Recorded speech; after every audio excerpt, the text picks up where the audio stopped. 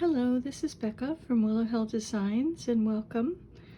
Today I have a short video to show the beginning or the start of my prompt number 4 for Roxy's Journal of Stitchery field notes. And prompt number 4 is Wildflowers. And I just started this so that I would know where I was going with this.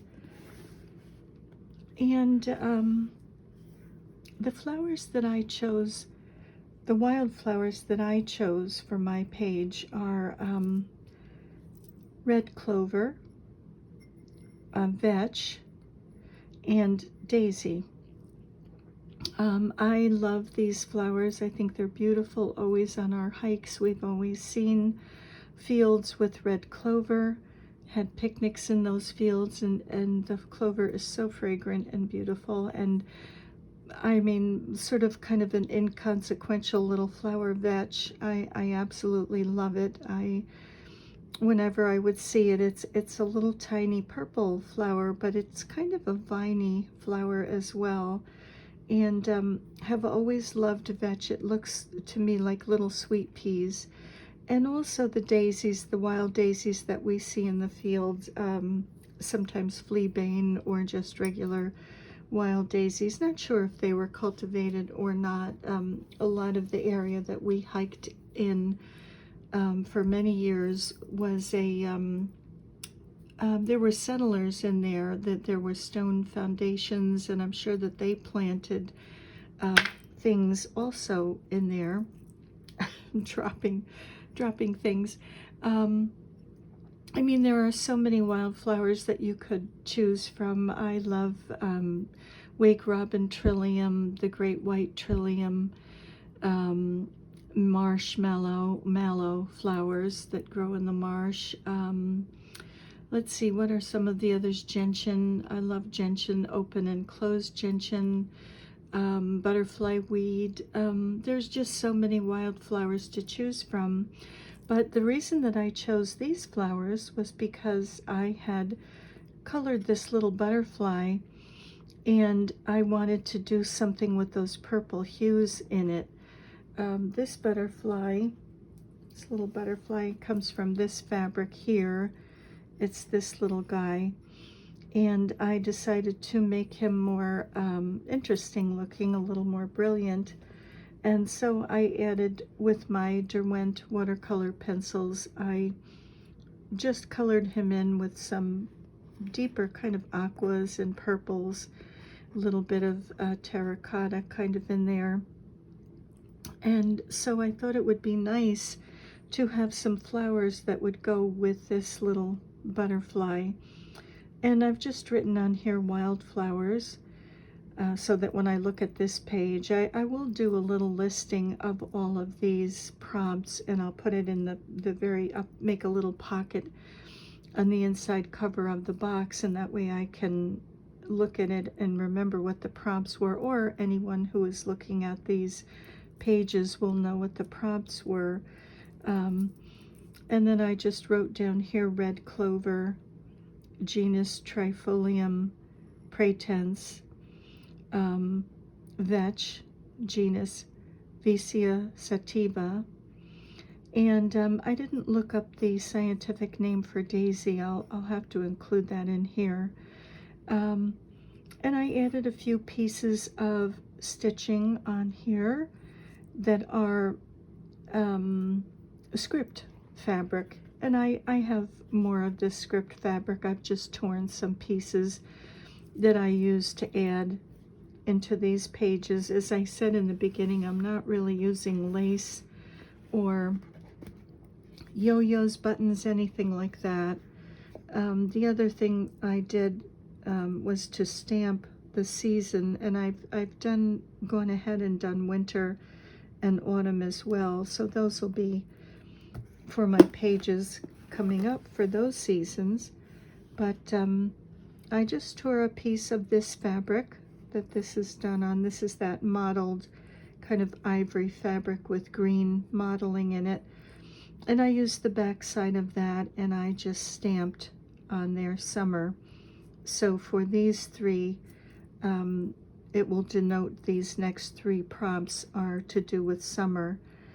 And I just wanted to mention also, I had been asked about the pen that I've been using, and this is a Millennium pen, but I've realized that they're hard to come by. I've looked on Amazon to see if I could find some. I bought this at our local art shop, Arlene's Artist Materials, and she's been there for years. She's near the university campus, and so lots of the art students from college go there to get their supplies. But I haven't been able to find this in, you can find it in black or other colors, but I haven't been able to find the brown singly. So I just wanted to offer that you can also use the Micron pen, the Pigma Micron pen, and this one is an 01, and this is very comparable to that brown. When it's on the page, you really can't tell it. It's pretty close. So if anyone does want to use a brown pen to write or mark on their page, this Micron is a good substitute. And the other thing that I did on here after just invisible stitching these pieces of fabric with text on them was to go ahead and distress. And what I use there is my Ranger Distress Oxide ink. And this is Vintage Photo. And I just take a little tiny bit of this. And I use a square tipped brush that I use for just kind of mostly faux finishing things. And I just take that, and all you have to do really is just touch the edges, and it gives a very nice vintage look to the fabric. So I did that on this page as well. And so then I will begin stitching on this.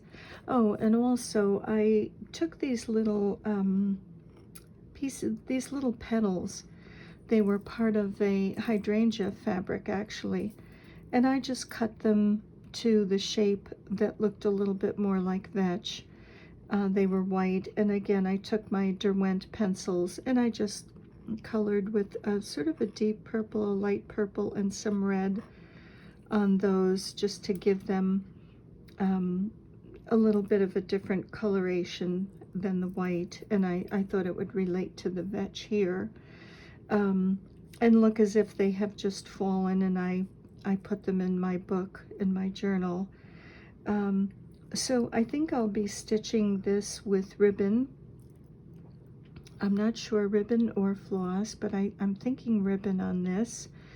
And this probably just floss, or again, I may just leave that. Not sure if I'll stitch that in.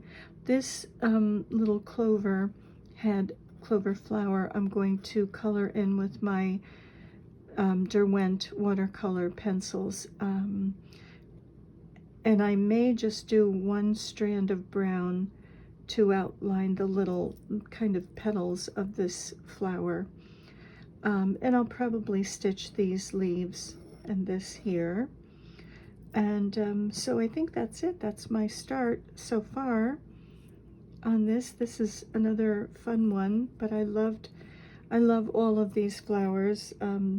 The daisy makes me think of my husband. Always loved that song, I'll give you a daisy a day, dear. He loved that for us, so that I had to include a daisy on here. So that's where my page stands, and it will go in here. Let's move these out, and I'll just take my book portion. That's the cover page or title page, field notes. And so this will go, let's see if I can get this right. Is that right? No. I guess it goes like this. No. Oh gosh.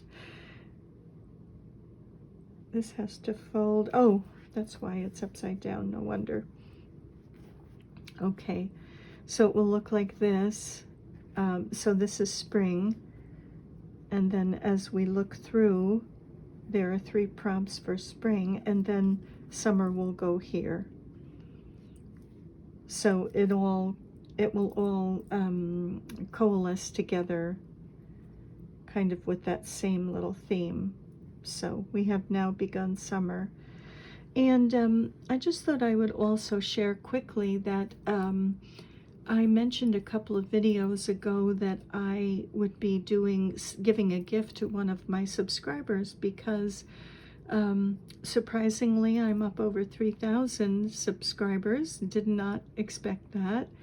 I don't do videos that often, so that's kind of a nice surprise, and thank you to all who have subscribed to me. And I'd like to show my appreciation by giving a little gift. And what I did was I ordered some fabric from Rachel of Roxy's Creations. Rachel is in Italy, and I've ordered a few packages that I thought might be nice for fellow stitchers. And I ordered that back in early-ish to mid-August, and the delivery date is saying September 6th to October 18th. So I can't really show anything that I will be giving to someone, to some lucky person, but I may do 2. I'm not sure. I'll see how it all looks when I get it. But I can't show anything as of yet. When I do receive it, I will show it, and then I will ask a question, and you can answer that question in the comments. And there'll be a few other little things as well to go in with that giveaway, or I shouldn't say giveaway, that gift. So I haven't mentioned it because I haven't received anything yet, and I didn't want anyone to think that I had forgotten. I haven't forgotten. I'm just waiting for those things, those nice surprises to arrive. So thank you for joining me today on my start of this new page. And I'll just give a close-up here of this, of summer's first prompt, Wildflowers. And this one should be fun to stitch as well. I'm looking forward to seeing how to make these flowers come alive. And I did iron on some fusible stabilizer on the back of this page, fusible interfacing, I should say. And this one's a little stiffer than the others I've used. So I'm thinking it will maybe prevent the kind of drawing up that sometimes happens when you're not working in a hoop. So we'll see. This is probably a mid-weight, where the others have been lightweight or featherweight. So we'll see how that goes. But I do like having an interfacing on the back of these pages. It just helps when you're stitching in hand like that. So thank you very much for joining me today, and I'm wishing you many blessings. Bye for now.